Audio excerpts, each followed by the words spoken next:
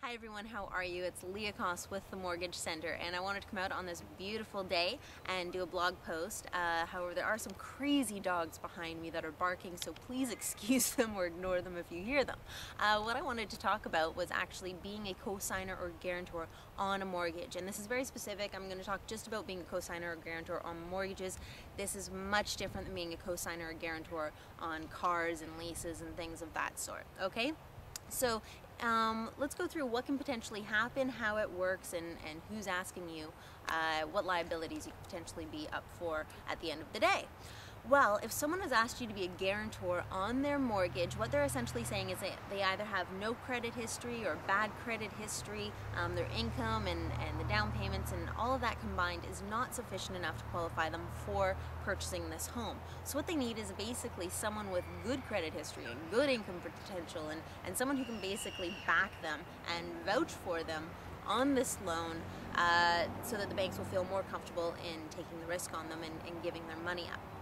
Now, how does this affect you? Because you're doing a whole lot more at the end of the day than just vouching for these people. Well, what happens is you sign your paperwork, you actually need independent legal advice to advise you on all of the potential bad stuff that can happen to you.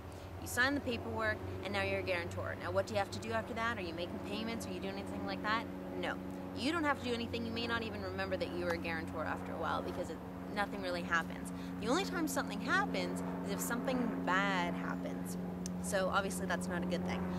So what bad can happen? Well, say the person who is making the payments who is on title to this property, because you are not on title and no way do you have any ownership over this property.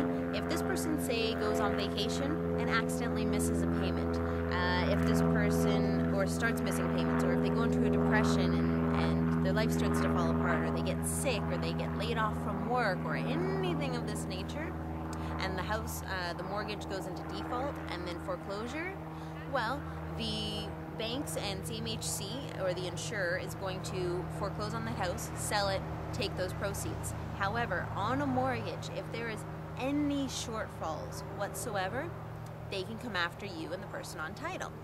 Here's the fun thing though. Technically, it's a 50-50 division on the liability, on who's going to have to pay that shortfall.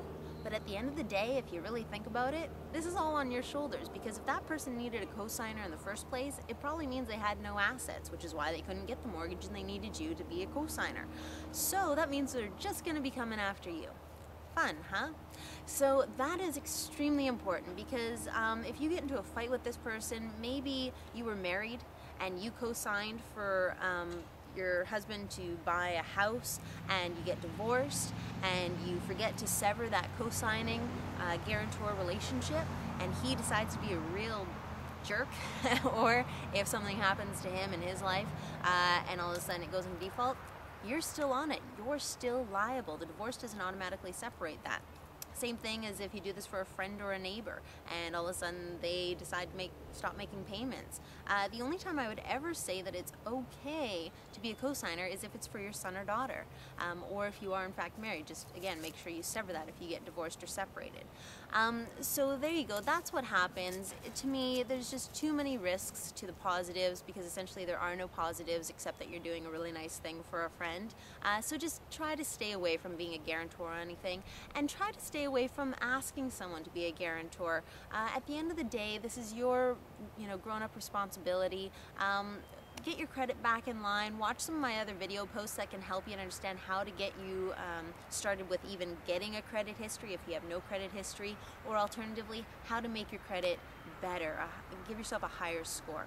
So go to my website, Mortgages in Vancouver. You can also go to my YouTube channel, which is also the username of Mortgages in Vancouver. Check out those vlogs. You can also read up on stuff also on my website. And if you have any questions, as always, I'm available 7 days a week. You can give me a call or email. All right, so good luck. Hopefully this situation, the negative situation of being a guarantor, never happens to you. But if it does, give me a call and we'll see what we can do to help your credit back on track. All right, talk to you soon.